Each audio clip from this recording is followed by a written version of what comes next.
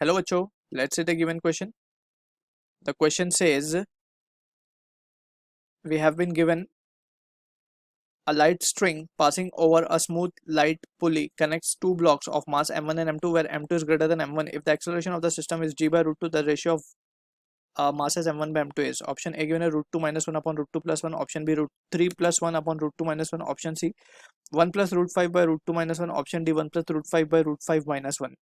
So इस question के लिए जो की कॉन्सेप्ट यहाँ पे we need to understand is the basic concept of application of Newton's second law. Newton's second law, which says net force acting on the body is mass time its acceleration. ठीक है. So from the situation given, हमें जो scenario given हम उसको draw कर लेते हैं. Let's suppose this is the pulley given. इसमें एक मास इस तरीके से है यहाँ पे और हमारे पास एक मास इस दूसरे एंड पे टंगा हुआ है.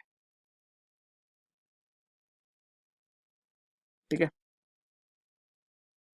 यहाँ पे हम बना लेते हैं मास m2 ग्रेटर है इसीलिए हम इसको थोड़ा नीचे बता रहे हैं और ये है हमारे पास m1. ठीक है. दिस इज द पुली. अब क्वेश्चन में गिवन है कि जो सिस्टम है वो g बाय रूट 2 से एक्सेलरेट कर रहा है, तो यानी कि ये जो नीचे आ रहा होगा वो आ रहा होगा g बाय रूट 2 से और ये m1 मास जो है g बाय रूट 2 से ऊपर जा रहा होगा. So this is what the situation that is been given. ठीक है. अब हम बात कर लेते हैं, हमें फाइंड करना है रेशियो ऑफ मासेस. तो सबसे पहले हम क्या करेंगे, मान लेते हैं कि स्ट्रिंग सेम है तो इसमें टेंशन T मान लेते हैं. ठीक. तो हम एफवीडी बनाएंगे m1 का.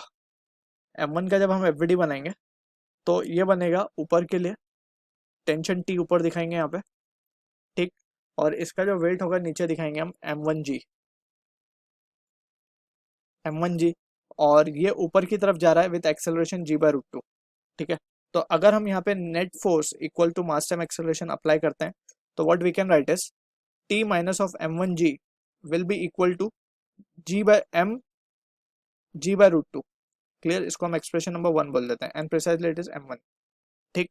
अब सेकेंड ब्लॉक का एफवीडी अगर हम बनाए तो ये है हमारा मास m2. इसके ऊपर जो फोर्स नीचे की तरफ होगा वो होगा m2g. टेंशन स्ट्रिंग में T होगा and it is been moving down with g by root 2.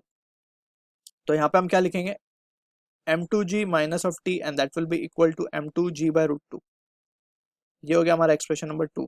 अगर हम इन दोनों एक्सप्रेशंस को ऐड कर दें, सिंपली हम इनको क्या कर दें, ऐड कर दें, तो वी कैन राइट 1 प्लस 2. इसको थोड़ा ऊपर लिख देते हैं हम. Adding 1 and 2, tension cancel out हो जाएगा, राइट. और ये हमारे पास बचेगा m2g minus of m1g and that will be equal to m1 g by root 2 plus m2g by root 2. तो g तो कैंसिल हो जाएगा फ्रॉम बोथ साइड, तो यहाँ बचेगा m2 और m2 वाले टर्म को इस तरफ ही ले लेते हैं, m2 by root 2 and that will be equal to m1 by root 1 m1 by root 2 plus m1. इस तरीके से. अब इसमें से m2 को अगर हम कॉमन निकाल लें तो यहाँ बचेगा रूट 2 माइनस 1, सॉरी इसमें बचेगा हमारे पास 1 माइनस ऑफ 1 बाय रूट 2. उसको क्रॉस मल्टीप्लाई करेंगे तो this will be the case, that will be equal to, यहाँ पे अगर हम m1 को कॉमन निकाल लें तो यहाँ बचेगा हमारे पास इसको अगेन हम सिंप्लीफाई करेंगे 1 प्लस रूट 2 बाय रूट 2. तो यहाँ से हम देख सकते हैं रूट 2 से रूट 2 भी कैंसिल हो जाएगा. हमें चाहिए रेशियो m1 बाय m2 का. Therefore m1 by m2 will be equal to root 2 minus 1 upon root 2 plus 1. So this is the answer for the question we are getting. Option को अगर हम देख लें तो A will be the correct answer for this. So I hope you understood the solution. All the best.